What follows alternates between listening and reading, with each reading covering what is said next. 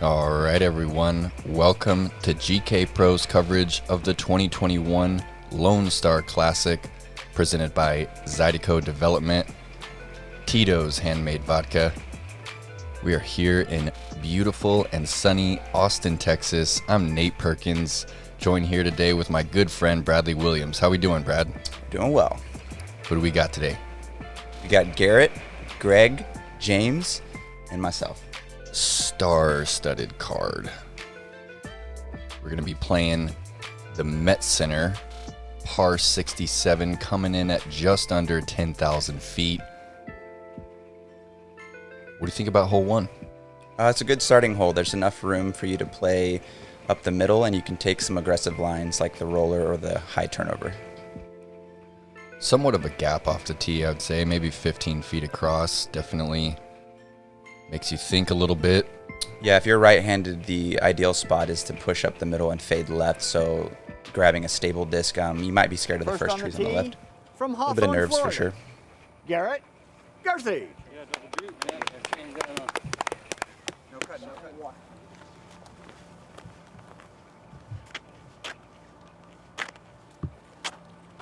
The wind was coming pretty heavy left to right, bringing this huge anhyzer over the top into play.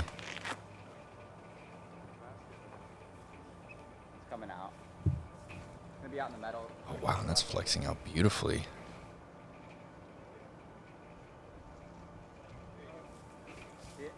Yeah. Oh, first drive of the day. 455, 100 feet into the air. Transplanted into Yeah, it looks like he didn't get the nose down angle locked in the way that he wanted to. Maybe he was scared of the. If you have 500 feet power and you the fence to the right could definitely come into play if you try to push the pin. So I think he played a little safe on that one. Oh, and there's that roller. If it gets over that hill, he might still have a look. Oh, and checks up before the fence. Yeah, pretty aggressive plays. That's what I From guess that's what you Blacksburg, expect when the Virginia. top players come to town. James Just go big on hole one. Conrad.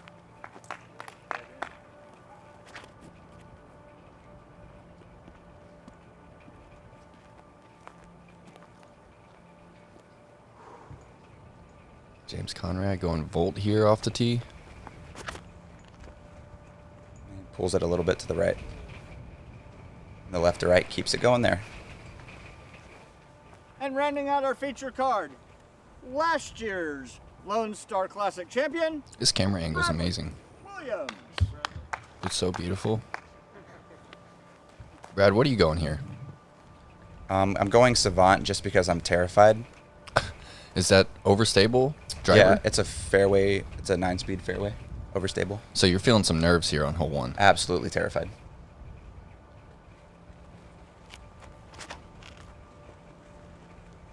And you want that to stable up just a little bit. That's terrible. That's going to put you in a tricky spot. Guys, good luck Yeah, out if you there. land Have a great short round. right like that, it feels like a scramble approach. You're not really using any of the fairway at this point. Oh, and you're lining up high forehand over the top. Wind coming left to right. I needed this to be flat, and I put a lot of fade angle on it. Oh no, and gets the backwards roll. Yep, no more jump putt now. Not the start you're looking for. Yeah, you definitely would like to have a birdie look. Hold on.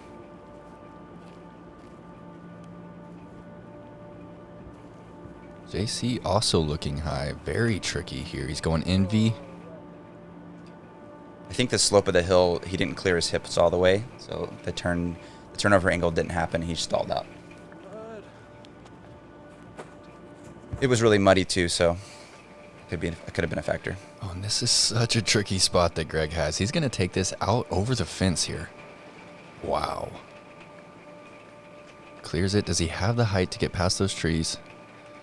What? Yeah, that's amazing. That's a shot. Yeah, goes from being out of position to being circle one. Wow. You called it scramble action if you're on that right side. Garrett with a tricky forehand. That's pretty impressive. That is really impressive from a knee. He's not really known for his forehand game.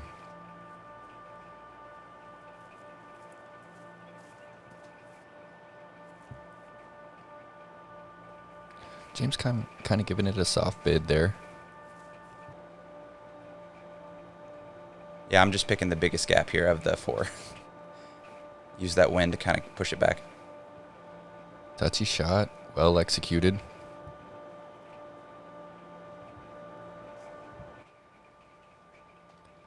Tester distance for Garrett. Oh, yes. Right in the heart. Oh, great birdie. It's a good way for him to start out. If he can get that putt dialed, he can definitely be dangerous anywhere.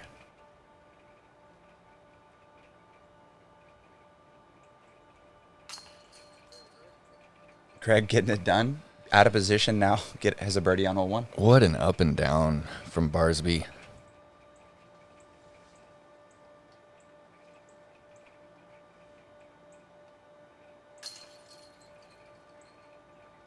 Yep, James getting it in for the par.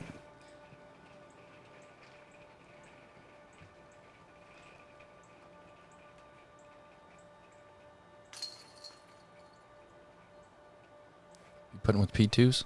Firefly. Firefly. Shout out Nate Sexton. All right, and Drunkrama today is brought to you by the Disc Barn. The Disc Barn has a wide variety of Discraft and Discmania and has a great selection of over 14 brands. Pictures of every disc. Check them out at thediscbarn.com. We're here on hole 2. It's a par 4, 649 feet. You can see OB everywhere left, long and right.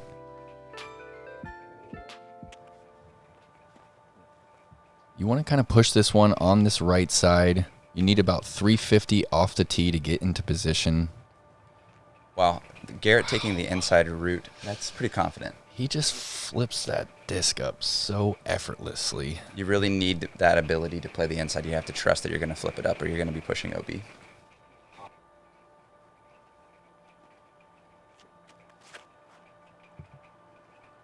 Split it. Oh, he splits it. Wow. And he's going to be in position. Anything at or past that tree that Gregg just landed next to, you got to take a mid out over the OB left, straight at the bucket.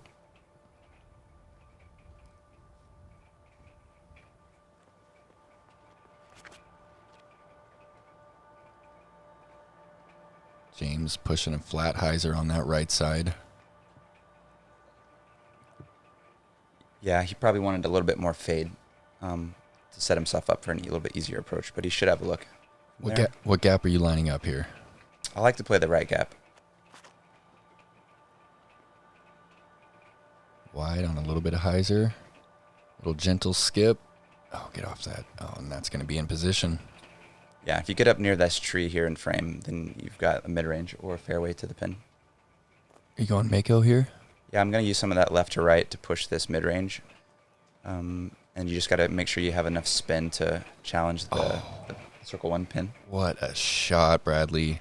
That is a great shot. I would usually come up quite a bit short. I think being conservative because of the OB. Yeah, it plays a little bit longer than it looks visually, and you have that OB just 20 feet long of the pin, and you can see James finds it there. Mm-hmm. James playing strong on a lot of his shots already this round, so he must be feeling it.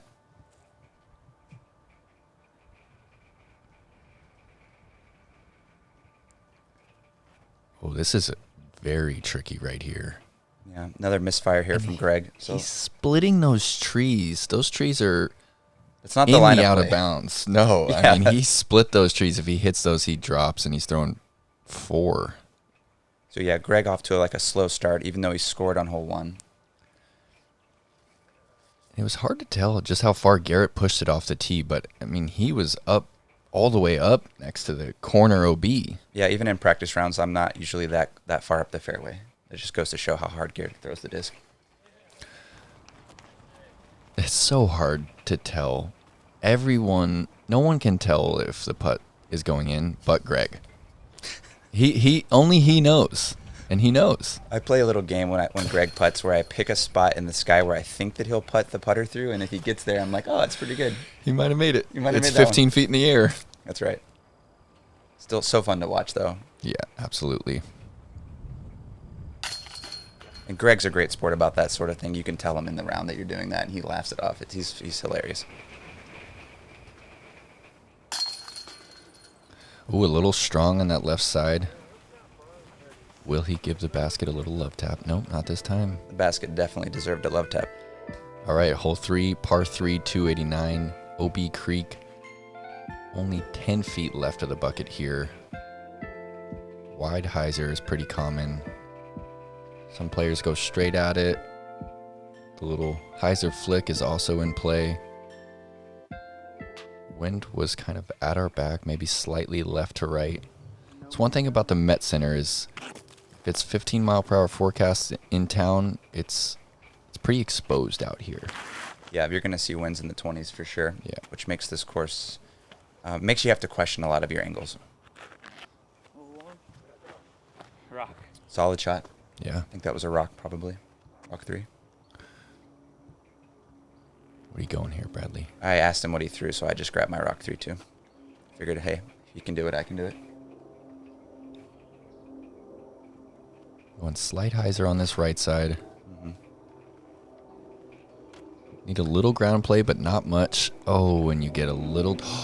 No. It stopped. It totally looked like that was crawling into the creek. Yes, that stick, I was wondering in practice if that stick was going to save anyone a stroke, and I'm telling the story right here. And here it is saving me a stroke. That specific stick, huh? That's right. Well, I think it was a different stick, but in the same spot. And Greg loves it. Okay, Greg is taking this flick out over the creek. Oh, look at that kind of nose-up stall that he's attempting. How do you feel about that? I like it a lot. I mean, he didn't have to really take it over the out of bounds at all. That's right. Yeah, I think in practice you see people play the low flick to get for the ace run, but that's like a tournament play for sure. To keep it high and spike it down. Let the disc run out of spin. And this is an entropy from James. He's loving this overstable putt and approach. Oh, and just a little wide. 45-foot death putt. So James is definitely running this putt. Definitely his style. What a soft bid. Did that stay? Yeah, that was a Wow. great bid. That takes a lot of control.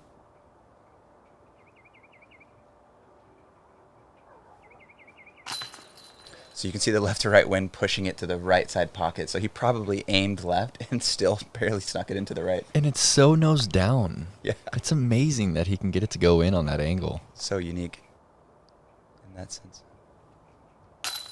Great putt there. Right into a headwind for him. 3 for 3. There you go, Garrett. Garrett's feeling good. He's looking good, too. Let's go look at that stick, guys. That's your stick. That's your saving stick right there, Brad. It is. Wow. This one's for me. That one's for me. I'm sure it saved someone else. It had to. Yeah. I mean, you can't move it. It's a part of the course now. Another Hey. kind of high looking, a little uncomfortable on the green there, Bradley. Can you talk about that? Yeah, that's true. You still feeling nerves? No, it's just that I'm always nervous about short putts when it's windy. I think the chance that you could hit the pole and bounce back has happened so many times in the 15 years that I've been playing that I take extra caution when I'm inside of 18 feet and it's windy, for sure. I hear that. Maybe more so than other players. Coming from one of the world's bests. All right, hole 4, it's a par 4, 543. We got a couple Mandos on our right. There is an OB Creek the entire length of the hole, and you can see the basket is on this little island. You really need to push this drive past the first group of trees on the left to even have a look to approach that skinny island. So out of the hand, I That's thought turned over. I had to question whether he was going for the putt or not for eagle, and he just said he was playing 3. But it just came out of his hand so fast, you kind of assumed. I mean, 543, he could definitely get there, even on a low ceiling shot.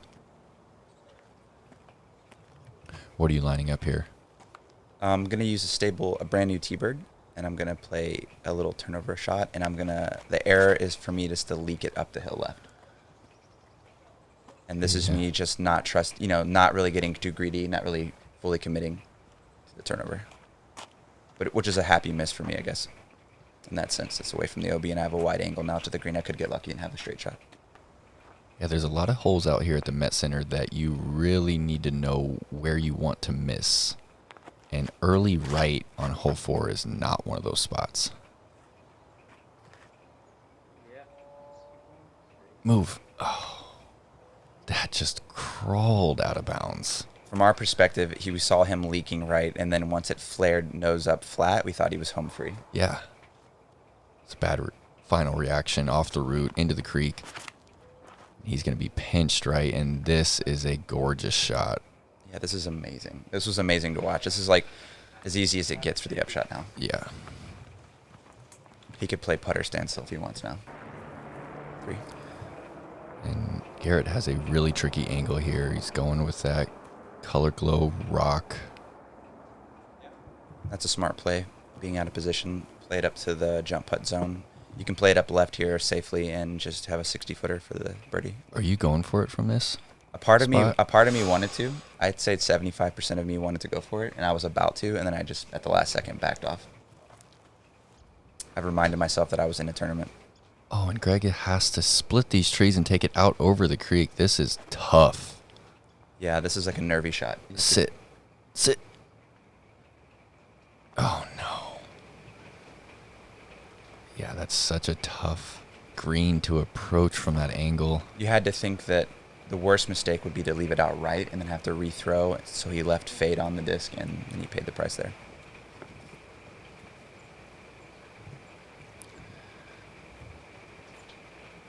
Garrett definitely known to throw those in, and that's going to be his first par of the round. Brad, I've noticed that your weight has really shifted to that front foot this past year and a half. Well, that explains why my legs hurt sometimes. Don't lie, I know you've been modeling that putt after the Calvin Heimberg putt. Calvin. Hey, I watched a putting tutorial on YouTube once or twice. Gregg disappointed there with the bogey, double OB bogey, that's not worst case scenario. That's true.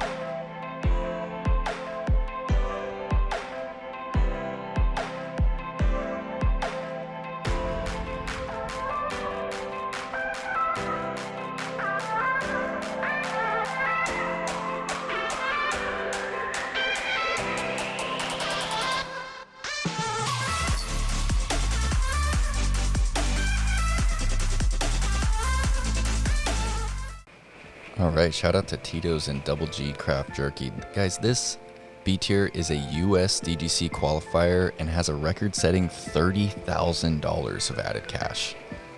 Kind of amazing.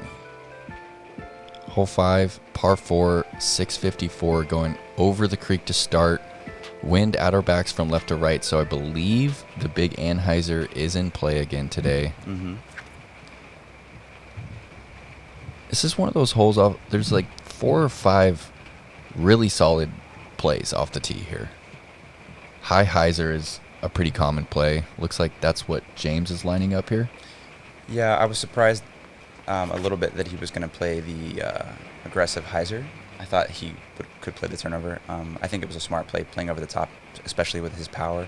The only thing about the right side is that the low side is, I think, the design route, but they just haven't never trimmed up the branches, so power players are just going to go over the top and just crash in, which is kind of sad to see, but it is what it is.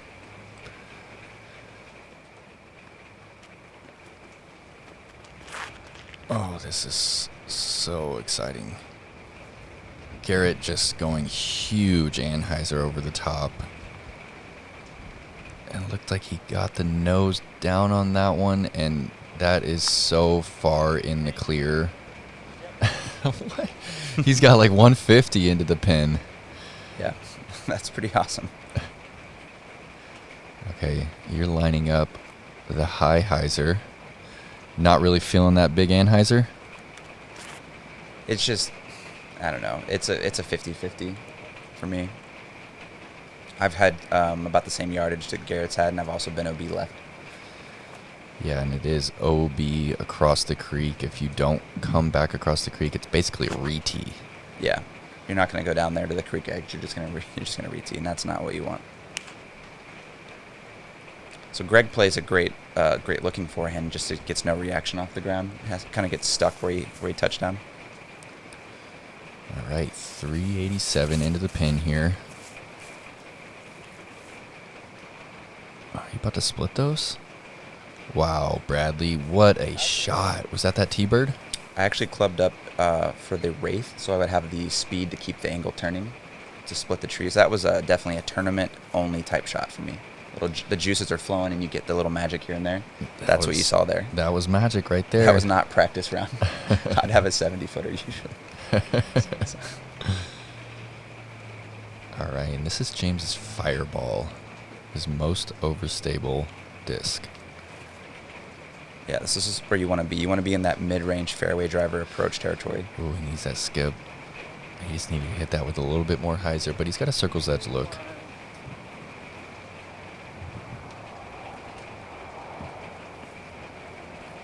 Garrett just totally breaking this hole apart with that huge ante. He's going to start this round 4 through the first 5. I know that you're playing over another hole's fairway with that ante shot, but I do appreciate that they don't mando it and allow the option for the player, which is kind of cool to see. Yeah, I mean, it's not an easy shot. It takes 500 feet of power to execute.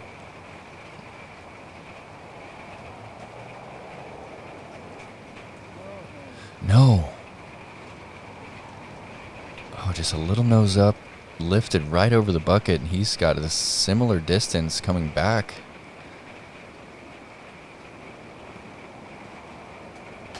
Oh no, the 3-putt. Yeah, the frustrations. Yeah, a little off on the ebb shot, slight angle change on the putt, and now he's taking a bogey. That's a great up and down from out of position.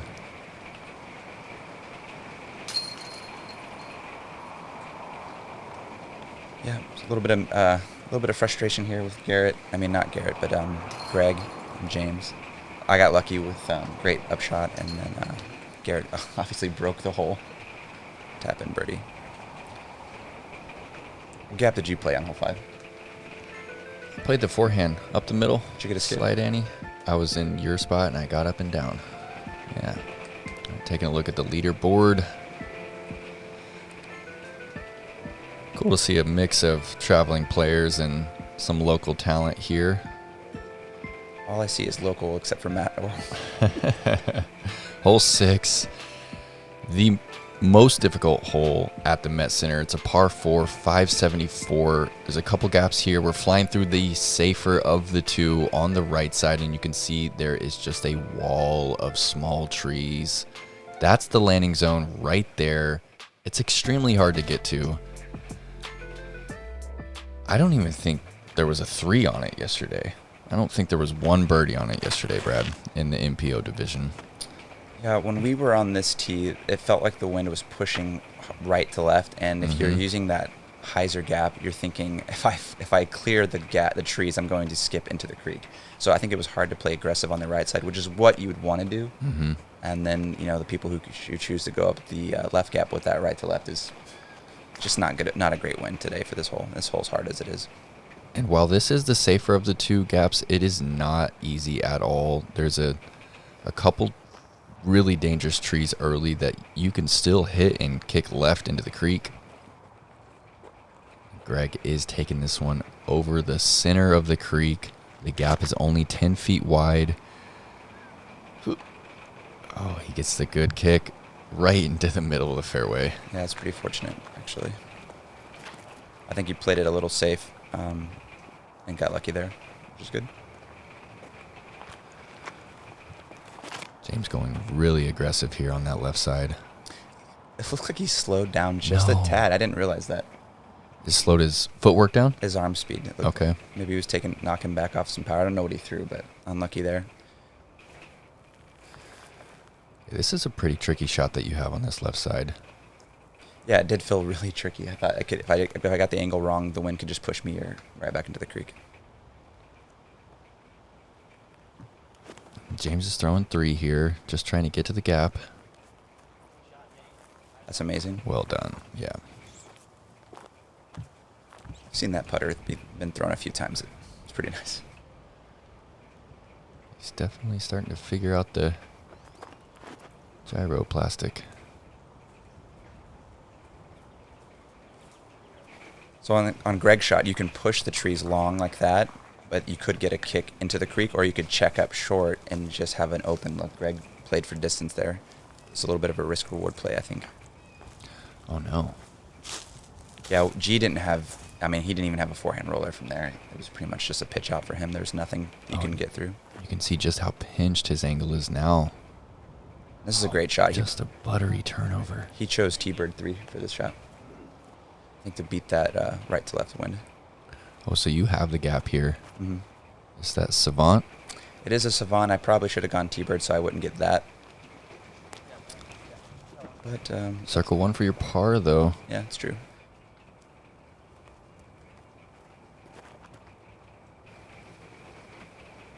Slight error there, just a tiny error, but circle 1.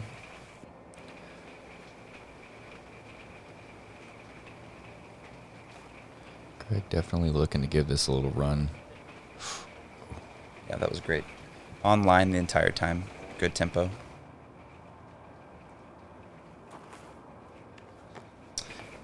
Yeah, that was a weird release. Yeah, just... It's like his fingers didn't get involved on the push. Mm-hmm. Just kind of slipped off. Look how flat that disc is in your hand. Don't tell anyone. Well, you can see that I lifted it immediately. Yeah. Nose up, so Yep. that's why it went over the top. You feel like you can learn a little bit from watching yourself on camera? Not really. I wouldn't recommend watching yourself on camera. Just kidding. Brad is so stone cold, I just never can tell if he's being sarcastic or honest. I can feel the sarcasm, though, in my heart.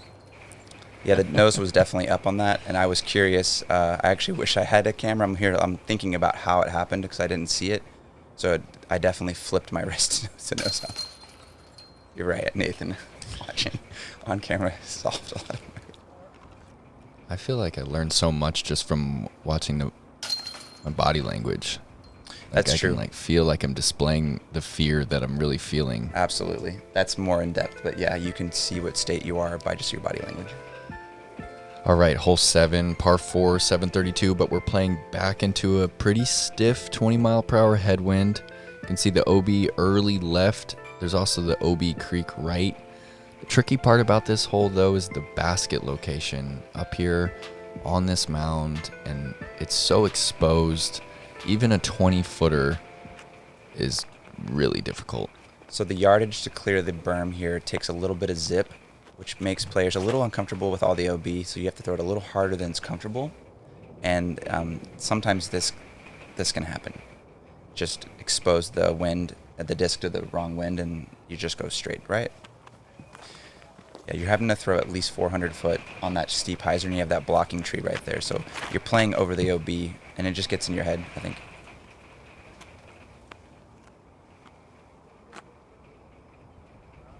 The disc didn't even think about breaking back to the right. Yeah, I don't know what he used, maybe a destroyer, but that, if you get past that, I mean, I don't even get past the concrete, so. Huge shot. That's a huge shot. Yeah.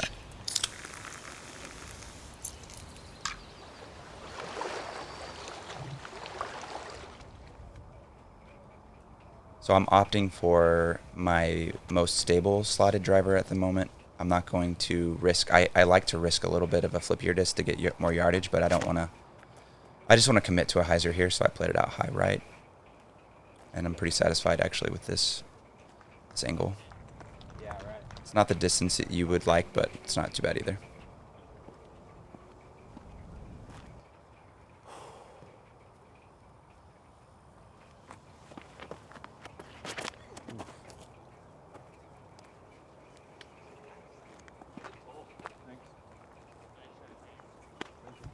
James full speed ahead on that one, and he's well into position. This is a tough spot. He's so far right. No, he's not. He's taking it out over the creek, Brad. I've never even seen that. Yeah, from where Gregg is there aren't any options to play for par at this point. So yeah, that's such a risky play, and there's not really a chance at up and down. Yeah, I think he could have played sidearm, and I don't know. He just took the risk. I think he was frustrated. You going low gap here, T-bird. Yeah, this is a. I know what can happen if you attack the pin. I was thinking too much about it and just didn't commit all the way. You could see it in my swing. I didn't follow through. So I'm in layup. Probably going to be a layup from there. Yeah, it's going to be a headwind over the hill. So smart choice would be to lay up, I think. Fireball from James. Check. Oh, what a brutal reaction that took. I mean, yeah, but the right to left on that hyzer angle, it's just going to climb the hill and then run over the top.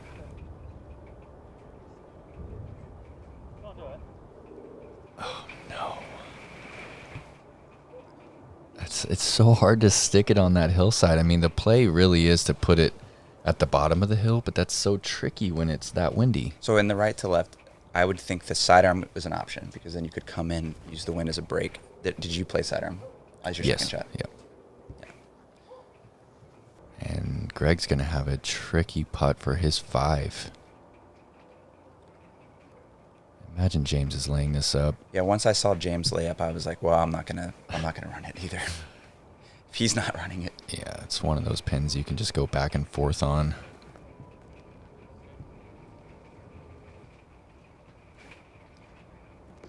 I'd say there's a lot of disappointment on this card at this moment, but playing for par is definitely a smart choice. This is I wouldn't say it's one of the hardest par 4s to get, but in this wind, it definitely is tricky when you approach the green. And Gregg really paying the price for taking that hyzer over the right side and hitting the tree. Carding a 6 to put him back over par.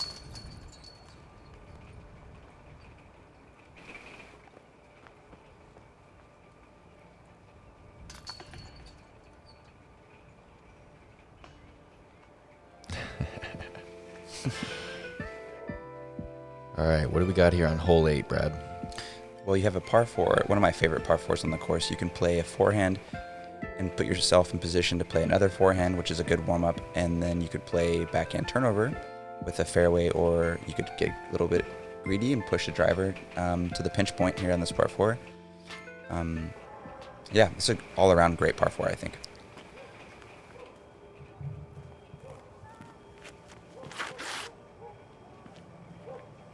So it looks like a high-speed driver from G. Wow, yeah, he's really pushing that one. Wow, he's so far up there. He's going to be kind of pinched right there. You might have to go over the creek. Yeah, that's one of the dangers of playing the extra drive is you have to play a really sharp high flick approach, which it's not hard. I mean, it's not easy to do in this wind. So I'm clubbing down here with a fairway driver. And the tough part about this shot that you're attempting right here is it's so easy to flex it out early left. You really have to commit to that anhyzer angle to get it to.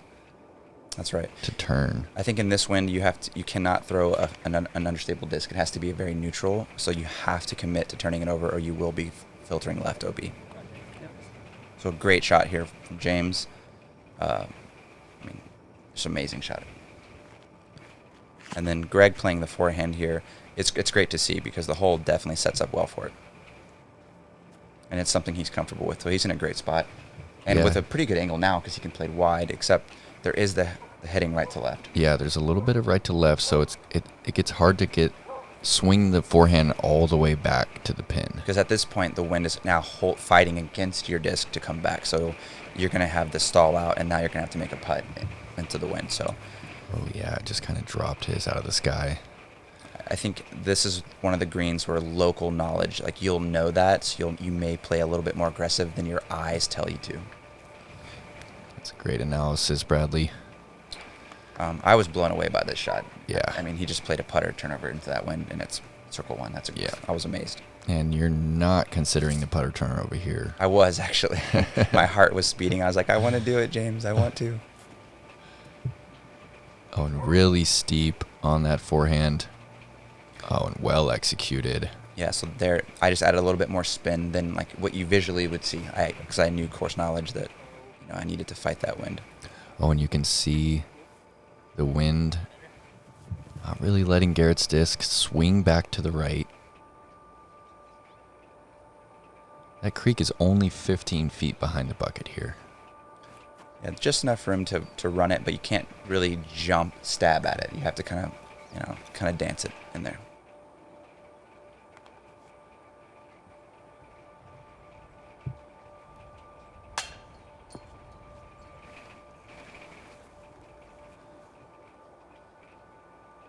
High miss from Garrett.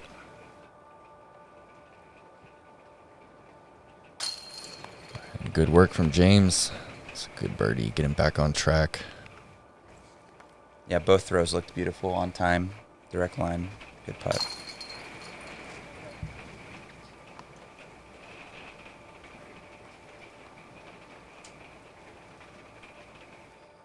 And good birdie from yourself. Par from G. Yeah, these guys are just suffering from that right to left. They probably were a little shocked that they didn't get a reaction to the green. They're a little frustrated. Like, you're just thinking, like, well, how could I have played it different? I think just playing the course a lot is the only advantage that I had really over these guys. I would have done the same thing if I was a traveling pro coming in. Just one of those tough situations. Hole 9, par 3, 338. There's a small gap off the tee that makes you think a little bit. It's also pretty easy to push it long out of bounds on this hole, but this is definitely one of the par 3s you want to pick up. Yeah, the yardage is right in that fairway range where like you probably would want to grab a fairway, which I feel like it makes you want to pull the shot left and just kind of slip out of your hand early. That's the kind of fear that I have. Good to hear the mind of a top player. Even the best in the world sometimes carry that fear with them. Those trees right there on the right keep you from just being able to throw the pure hyzer. You have to flatten it out just a little bit. So James takes a similar line to me, and then doesn't hit the tree and then runs long. So now he's got to have a windy headwind putt coming in. So Garrett's changing it up, playing a little bit lower, more direct. And then this is what you were talking about, where the wind pushes you deep. Is that out of bounds right there? This year it's not. Oh, did they take that? I thought it was. Yeah, this year the high grass is in play on this hole. Wow. Usually it's all that's OB. Yeah, absolutely. So Gregg, after getting 3 reads on the green, he's going to play the furthest possible shot to the right. Wow. No doubt. And then unexpected ground play there. I think he went Firebird right there. Yeah, it looks like a Firebird. So this is circle's edge or a little longer.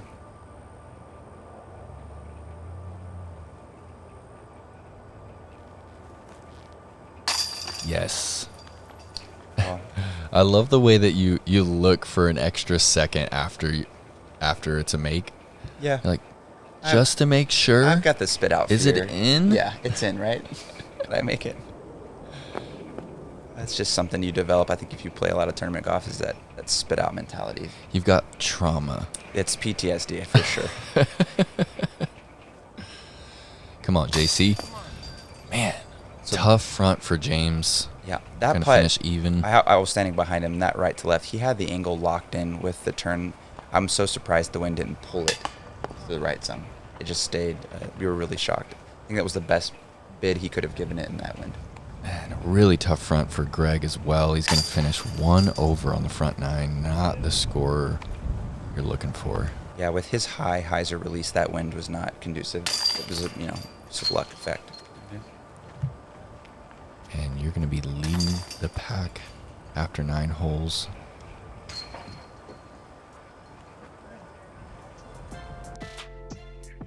Guys, thanks so much for tuning in.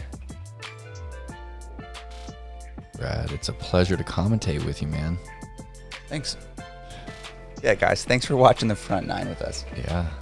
Garrett 3 under, Gregg and James with 1 over. There's a little bit of red, a little bit of red on everyone's card. Yeah, 4 under, the lone bogey on hole 6. Taking a look at the leaderboard here. Really cool to see a name like Tito's Vodka sponsoring a disc golf event. Yeah, some of the tastiest vodka in the States. Guys, make sure to like and subscribe, and we will see you on the back nine.